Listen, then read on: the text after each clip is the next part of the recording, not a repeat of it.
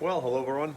I hope and pray you're doing well. I shared this on Sunday, but sometimes when I'm driving the Centennial Christian School bus, when we're on our way back from some volleyball tournament in Smithers, like we were this past weekend, especially if we've had a win or two, when we get to the roundabout, I'll do a victory lap, right?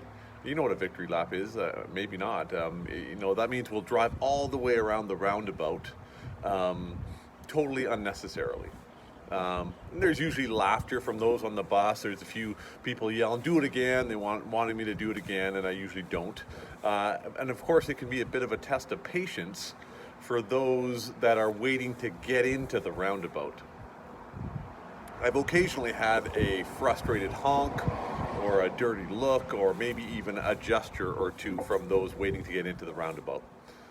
That's when I hope that's when I hope that, there's a little bit more mud and road debris that covers up the Centennial Christian School logo on the side of the bus. In Romans 12, we read, "Rejoice with those who rejoice and mourn with those who mourn, or weep with those who weep." And now sometimes Christians have, sometimes Christians have their phones fall over in the midst of making a video. Sometimes Christians feel like they're on the bus doing victory laps, enthusiastic and everything's going their way. And in fact, sometimes Christians can make victory in Christ the only thing. But then we can fail to acknowledge that sometimes Christians also can feel defeated, right? Like when you've been left on the bus, and when you feel like you've been left off the bus and you long for something more, right? You can be impatient or annoyed or sad, longing. I love driving the bus full of people who are laughing, enjoying each other's company, otherwise having a good time. But what about those who aren't on the bus? What happens when there are people that feel like they're left behind? People who wish they could be on the bus, but who aren't feeling up to it. This is what Frederick Buechner writes. He writes, "Compassion is the sometimes fatal capacity for living in someone else's skin.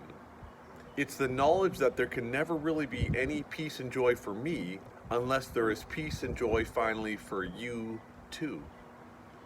Will I keep doing victory laps? Probably. I thought about making this video doing a bunch of victory laps, but then I thought about the people that would be frustrated with me while I did so. Probably I'll do victory laps still, but I also hope that I'm sensitive to those on the fringes of the roundabout, waiting to enter the traffic circle of God's grace, and a community of believers who wait to join a community of believers who really do rejoice with those who rejoice and weep with those who weep. In the meantime, the peace of Christ be with you all.